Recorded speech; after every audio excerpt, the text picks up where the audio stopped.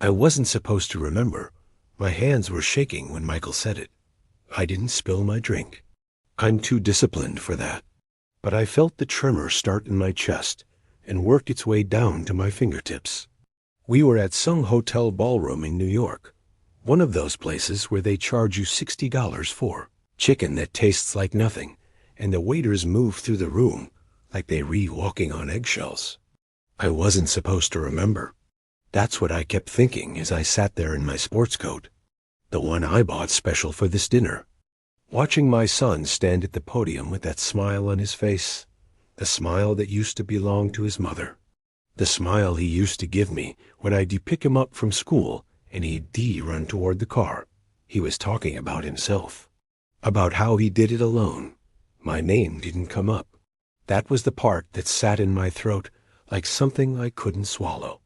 I'm 71 years old. I've worked since I was 16. I worked at the mill in Pittsburgh for 43 years, from 1980 until they closed the place down in 2023. They gave me a watch when I left. A watch. I spent 4 decades in heat that would strip the skin off you if you weren't careful. And they gave me a watch that I've never worn. Michael was 38 years old. He was standing at a podium in a New York hotel ballroom, wearing a suit that probably cost more than I made in a month. And he was telling a room full of people that he got there alone. I did this alone, he said. My father worked at the mill. I saw what that life was. I made sure I wouldn't end up like him. I built this myself. The applause was immediate. It rolled through the room like a wave. People turned to look at me. I could feel their eyes. The proud father. The man who raised a son who escaped.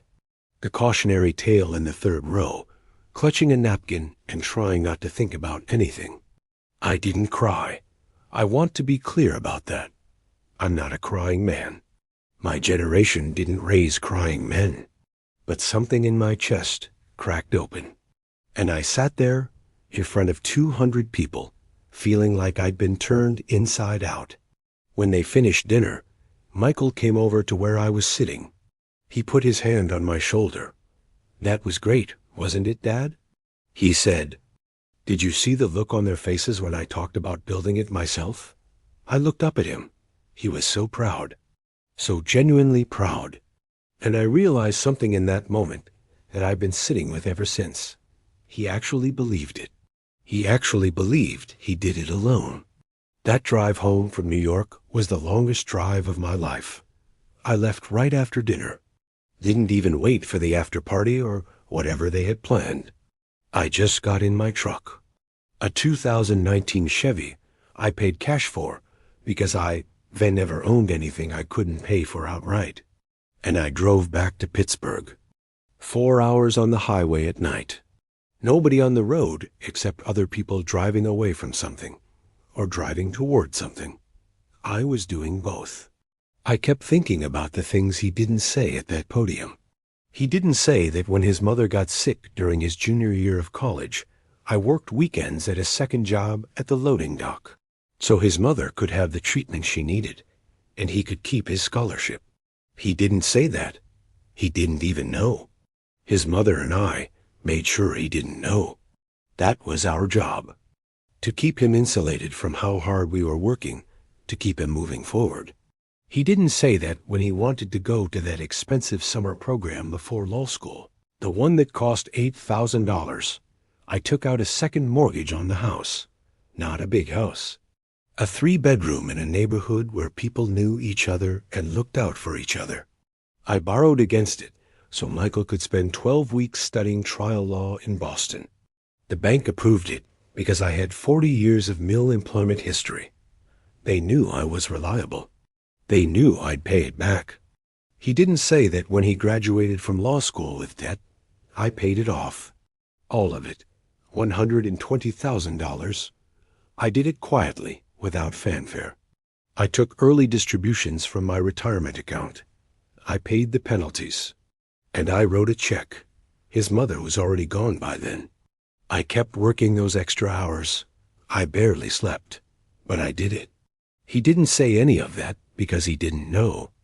And he didn't know because I never told him. When I got home that night, it was close to 2 in the morning. The house was dark and quiet. After your wife dies, you learn to live with quiet. You learn that quiet isn't peaceful. It's just absence. I went down to the basement.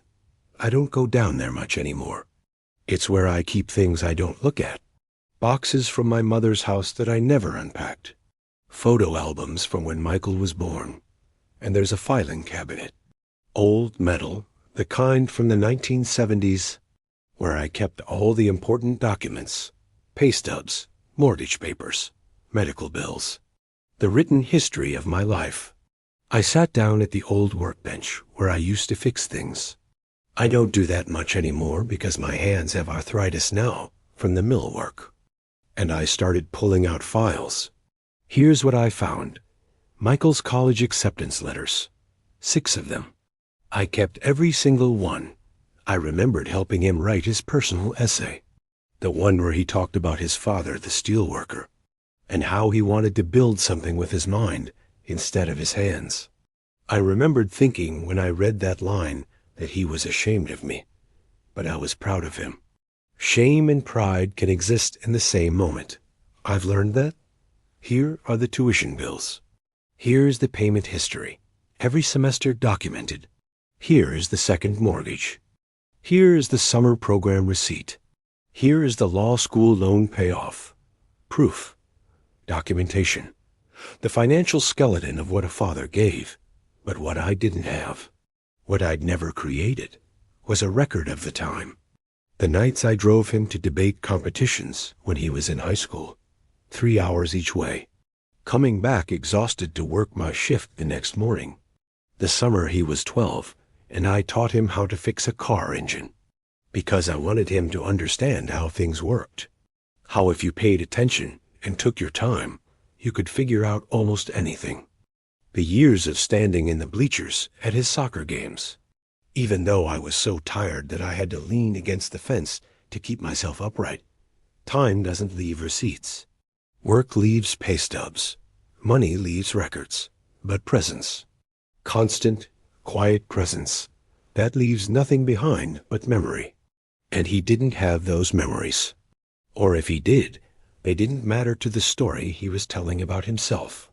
I sat in that basement until the light started coming through the small window at the top of the wall. Gray light. That pre-dawn light that makes everything look like it's already dead. And I felt something shift in me that I've been trying to understand ever since.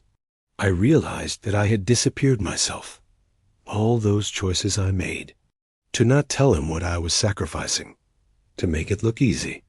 To carry the weight without letting him see it. I had done that deliberately. I had been so afraid that if he knew how much I'd given, he would feel obligated to me. He would owe me, and I didn't want him to feel that way. I wanted him to be free, so I made myself invisible. It worked. He was free, but the cost was higher than I'd calculated. He didn't just forget what I'd done. He forgot I'd done anything at all. And now that I'm old, and he's successful, and we're standing in ballrooms in New York, I'm realizing that my invisibility was a strategic decision I made when I was young and strong. I assumed I'd have time to become visible again later, but later is here, and I'm still invisible. I called him the next day. It was a Saturday. I knew he'd be home.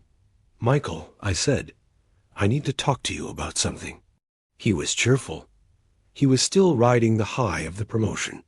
He thought I was calling to congratulate him again, to tell him how proud I was. I am proud. I want to be clear.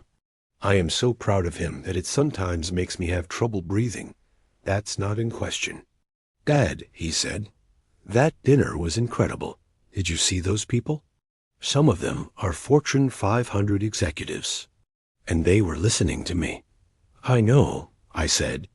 "Michael, I need to tell you something about what you said, about doing it alone." There was a pause. I could hear him shifting, getting ready to defend himself. That's what young people do when they're confronted. They prepare their defense. I didn't plan to confront him. I really didn't. But the words came out anyway. You didn't do it alone, I said. Dad, come on. You know what I meant. I didn't have a trust fund. I didn't have family money behind me like some of these guys. That's not what you said, I told him. You said you did it alone. You said you made sure you wouldn't end up like me. And that's what I need to talk to you about. I could feel him getting defensive. I could hear it in the tempo of his breathing. Look, I didn't mean it like that. I was just trying to make a point about work ethic. Michael, I said, do you remember the summer before law school? The program in Boston? What about it? Do you know how I paid for that? Dad, I don't think we need to do this. There's a mortgage on this house, I said. When you were in college, I took out a second mortgage. $8,000 for that summer program. Do you know that? The silence was long. It was the kind of silence where someone is calculating. He was trying to figure out if this was leading somewhere he didn't want to go. I didn't know that, he said finally. Your mother and I decided not to tell you because we didn't want you to feel like you had to succeed because we sacrificed. We wanted you to succeed because you wanted to succeed, because you had the ability and the drive. That was important to us. More silence.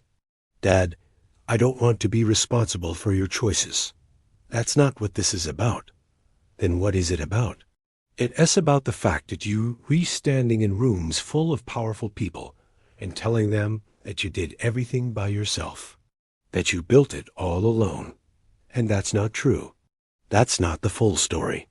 And I think you should know that before you keep telling that story. I wanted to be gentler. I wanted to be the kind of father who could have this conversation without anger underneath it. But the anger was there. It had been there since the ballroom. It had been there, I realized, for 40 years. We didn't say much after that. He said he appreciated me telling him. He said he'd think about it. And then he made an excuse about needing to get back to something. And we hung up. I sat in my living room holding the phone and felt everything I'd been holding down for 4 decades try to come up at once. The thing about sacrifice is that it's supposed to be noble. That's what we're taught. A father works hard, provides for his children, and asks for nothing in return. That's the script. That's what my father did. And what his father did before him. You work. You provide.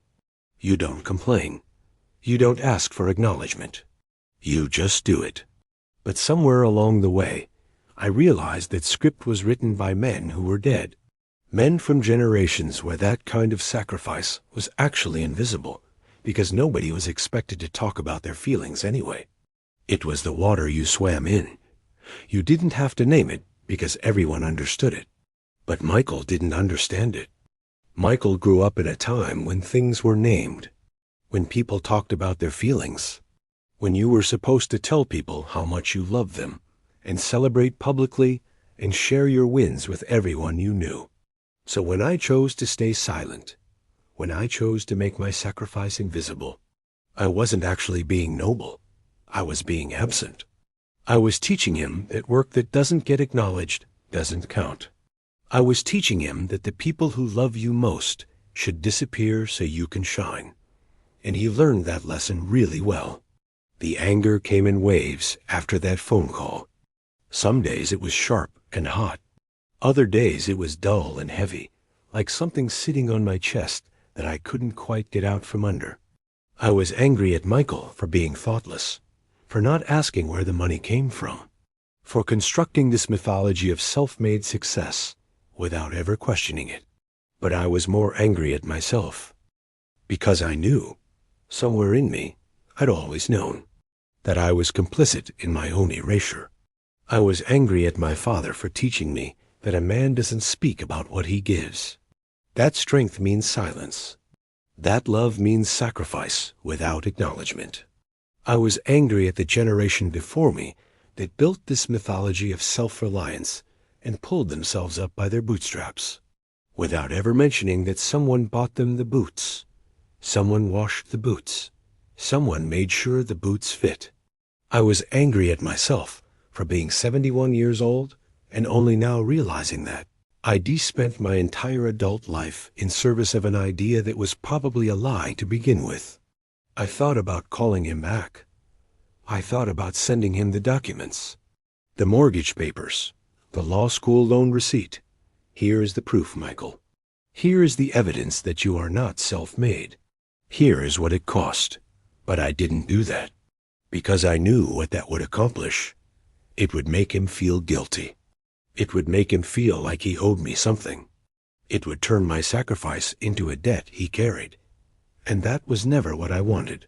What I wanted, and this is the part that was hardest to admit, was for him to have wanted to know.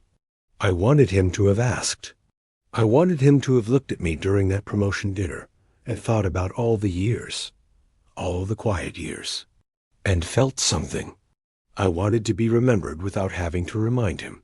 That's the real betrayal, I think. Not that he forgot, but that I made it easy for him to forget. I started going to a men's group at St. Bartholomew's Church that fall. A buddy of mine from the mill, Tommy Delgado, he mentioned it. He said there were some of us guys, older guys, who got together on Wednesday nights and just talked. About work mostly. About the years we put in. About what came after. I didn't think I needed a group. I'm not a group person. But I went one night anyway. There were 8 of us. Men ranging from maybe 65 to 82. We sat around a table with terrible coffee and folding chairs, and we talked about our lives. One guy, Pete, he was a retired electrician.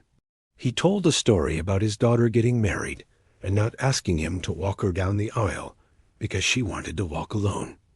Be independent, she said. And Pete had wired her entire house. Literally. When she bought a house, he rewired it. Upgraded everything. Brought it up to current code. Spent 3 months doing it. Didn't charge her anything. But she didn't want him to walk her down the aisle. Another guy, Marcus, he said his son became a doctor and never once thanked him for paying for medical school. Never mentioned it. Not at the graduation. Not at the ceremony when he got his license. Nothing. Like it had just happened by magic. And I realized, sitting in that folding chair with that terrible coffee, that this was the story of my generation. We had all made the same bet. We had all sacrificed in silence, hoping that our presence would be enough, that our provision would speak for itself, that somehow the debt would come due and our sons and daughters would understand what we'd done. And they didn't understand. Most of them never would. But something shifted in me when I heard those stories. It wasn't that I felt better about my situation. It was that I felt less alone in it. These were men I knew. Men who had built things. Men who had shown up and done the work. And we were all sitting in a church basement because we de-discovered the same thing at the same time. That invisibility, when you're old, isn't noble anymore. It's just lonely. After that meeting, I went home and I got those boxes out again. All of them. The photographs, the documents, the evidence. And instead of using them as proof to show Michael, I did something different. I started putting them in order, chronologically, starting with the day he was born. 40 years of documentation. I made copies. I organized it all in a binder. Nothing confrontational. No accusatory notes. Just the facts laid out. Then I called Michael, and I asked if he wanted to come home for a weekend, just to spend time. He was hesitant at first. He's busy. He's always busy. But I think he felt a little guilty after our phone conversation, so he said yes. When he came home on a Friday evening, I didn't ambush him with the binder. We just spent time together. I made his favorite dinner, bashol, the recipe my mother taught me. We sat at the table and talked about inconsequential things, work stuff, news, the Steelers, which neither of us cares about, but which we've been pretending to care about for 30 years because it's safe ground. On Saturday morning, I asked if he wanted to help me in the garage. I told him I was working on a woodworking project. It wasn't a big project. I was building a bookshelf. Nothing complicated. But I asked if he'd help. He was surprised. Michael doesn't do hands-on things. He works with his mind now. But he said yes. We spent the morning in the garage. I taught him how to measure twice, cut once, how to use the saw, how to sand wood so it felt smooth. We didn't talk much. We just worked together, and it was the most peaceful I'd felt in months. Around lunchtime, I made sandwiches, and we sat in the garage on stools, eating and not saying much. Then I told him I wanted to show him something. I showed him the binder, but I didn't hand it to him aggressively. I just opened it and showed him the first page. A photograph of his mother holding him the day he was born. July 14th, 1986. A Tuesday. I said I want you to see this. Not because you need to feel guilty, but because you need to know that your story didn't start when you were 18. It didn't start when you got to college. It started here, with your mother and me deciding that we were going to give you everything we could. He looked through the binder slowly. He didn't say anything for a long time. I could see him recognizing things. Moments that were real for him, but that he'd forgotten. Summer vacations. Him as a teenager. College graduation. When he got to the financial documents, he stopped. "Dad," he said, "just read it." I told him. "Then we can talk." He read through it all. The pay stubs showing the overtime hours. The mortgage documents. The college tuition receipts. The law school loan payoff receipt with my signature on it. Everything. When he finished, he closed the binder and sat there holding it. "I didn't know this," he said finally. "I really didn't know." "I know you didn't," I said. "Why didn't you tell me?" "Because I didn't want you to feel like you had to succeed for me. I wanted you to succeed for you. Your mother and I, we made that choice. We felt like that was the right way to do it." He was quiet for a long time. "That's a lot, Dad," he said. "That's a lot to give and not tell the person." "I know. I'm not saying this to make you feel guilty, but I want you to understand something. When I was standing at that podium, and I was talking about doing it alone, I actually believed it. I believed that I had come up from nothing. I believed that I had built my own success with no help.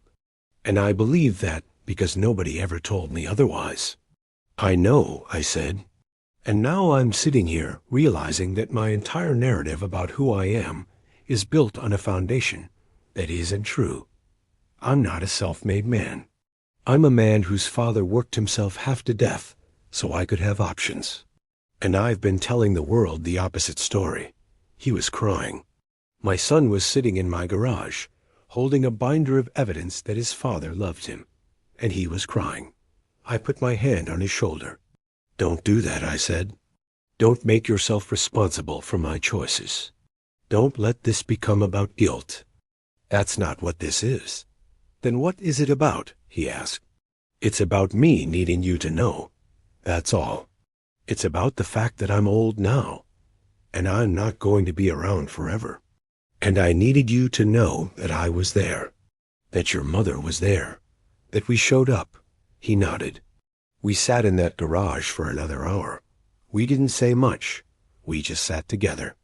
And something in me that had been wound tight since that night in New York started to loosen. Michael left on Sunday. When he was packing up his car, he asked if he could take the binder with him. I said, of course. He also asked if we could do this more often. Spend time in the garage, work on projects together. And I said yes to that too. I don't know if seeing that binder will change how Michael tells his story. I don't know if he'll mention his parents the next time he's giving a speech. I don't know if he'll acknowledge that what he has built is partially built on the foundation we laid. But I know that he knows now. I made it real for him. Not as an accusation, not as a debt, but as a fact, as part of his actual history. And I know that I'm not invisible anymore, at least not to him, not in this moment. I go back to that men's group every Wednesday. I've started talking about my life differently. Not as a series of sacrifices that went unacknowledged, but as a series of choices I made because I loved my son. Some of those choices were hard. Some of them cost me things I'll never get back, but they were mine to make. And I'm learning, slowly, at 71 years old, that maybe part of being visible is choosing to be seen. Maybe I had to do the work of showing him who I was, instead of assuming that my work would speak for itself. The world doesn't owe you recognition. Your children don't owe you gratitude. What they owe you is the truth if you give them the chance to know it.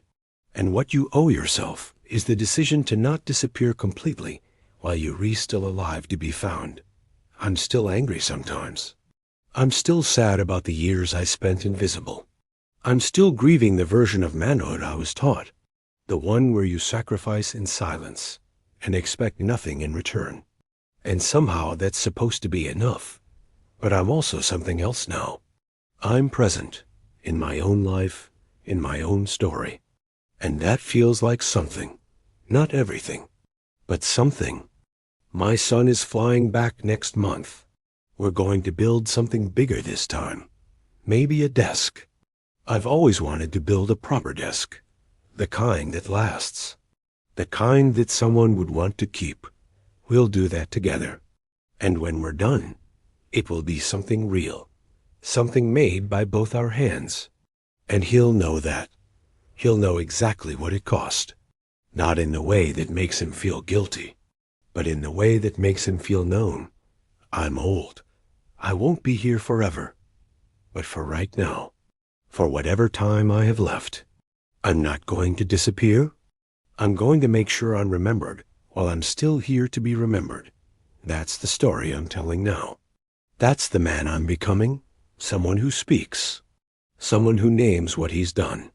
Not from ego, not from bitterness, but from the simple human need to be seen.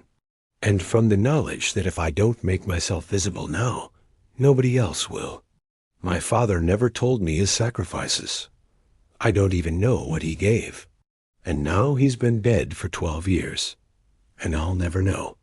I won't make that same choice. Not anymore. Michael knows now. And someday, maybe he'll tell his own children. And maybe they'll understand that their father's life was built on more than just his own effort. Maybe they'll understand that there's a lineage of sacrifice. A chain of invisible hands building something real. And maybe that understanding will change how they move through the world. Maybe they'll remember. Maybe they'll speak. Maybe they won't let the people they love disappear. That's what I'm hoping for. That's what I'm working toward. One conversation at a time. One binder full of proof. One Saturday morning in the garage. One decision to be visible. One choice to speak. That's enough. For now, that's enough.